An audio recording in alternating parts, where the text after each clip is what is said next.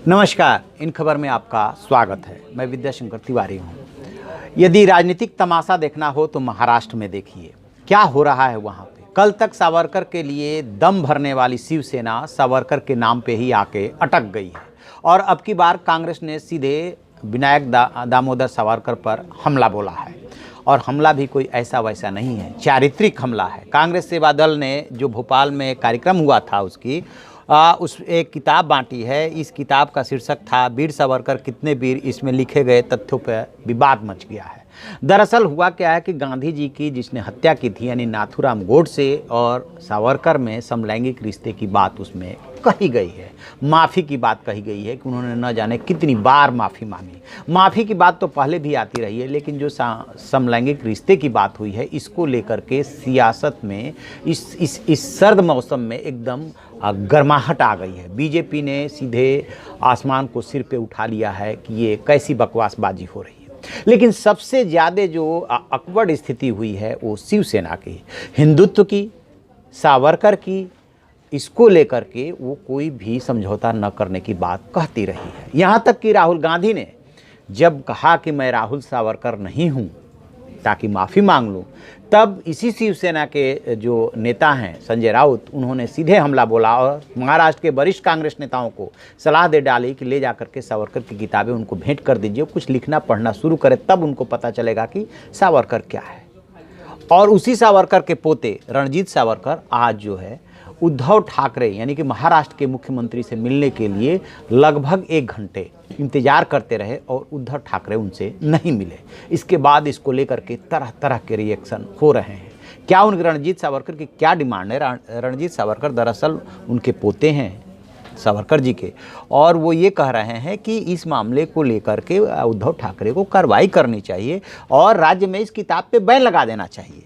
रणजीत सावरकर ने यह भी अपील की है कि इस मामले में सेक्शन 120, 500, 503, 504, 505, 506 के तहत केस दर्ज होना चाहिए। लेकिन अंदाज़ा लगाइए कि उद्धव ठाकरे कांग्रेस के कितने दबाव में है कि उन्होंने रणजीत सावरकर से मिलना तक उचित नहीं समझा, वो इंतजार करते रहे।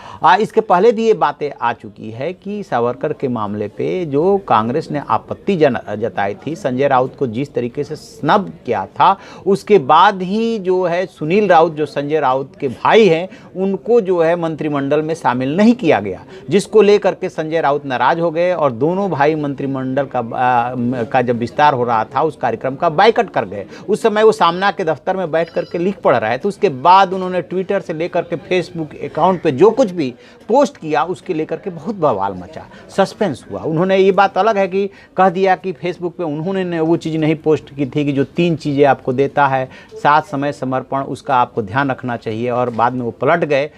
ये राजनीति में ऐसा होता है, बट उन्होंने उनके फेसबुक वॉल पे इस अकाउंट से ऐसा पोस्ट हुआ और फिर ट्विटर अकाउंट पे भी बहुत सारी बातें चली। उन्होंने बाद में ये शो किया कि नहीं मैं नाराज़ नहीं हूँ, लेकिन संजय राउत नाराज़ बैठे हैं। कहाँ से नाराज़गी शुरू हुई कांग्रेस से उनकी? वही सावरकर वाली बात पे जो कहा राहुल गांधी ने कि मैं राहुल सावरकर नहीं। एक बात अभी वो बीता ही था, वो तो फिर भी अप्रत्यक्ष रूप से था, लेकिन यहाँ पे तो सीधे उन पे चारित्रिक हमला हुआ और अब शिवसेना चुप है। शिवसेना का एक जो बड़ा धड़ा है वो ये कह रहा है कि इससे हम अपना वोट बैंक, अपनी ज़मीन खो रहे हैं, क्योंकि हिंदुत्व के नाम पे शिवसेना कभी उसने समझौता नहीं किया। राम मंदिर के मामले में जिस तरीके से उद्धव ठाकरे अयोध्या की यात्रा करते रहे, ये भी कोई नहीं भूला होगा। तो मराठा, मराठी, हिंदुत्व ये शिवसेना के कोर एजेंडे रहे हैं।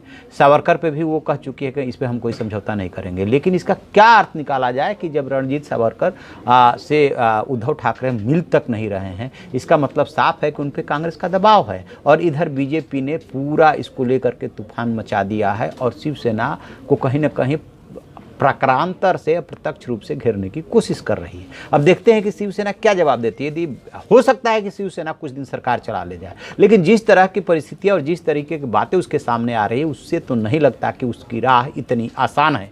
कितने महीने, कितने दिन उद्धव ठाकरे इस सरकार को चला पाते हैं, ये देखने वाली बात होगी। और जैसे ही इसमें कोई और लेटेस्ट अपडेट मिलेगा हम आपको बताएंगे। आप देखते रहिए हमारा डिजिटल चैनल इन खबर। Thank you. इन खबर चैनल को सब्सक्राइब करें और बेल आइकन दबाना ना भूलें।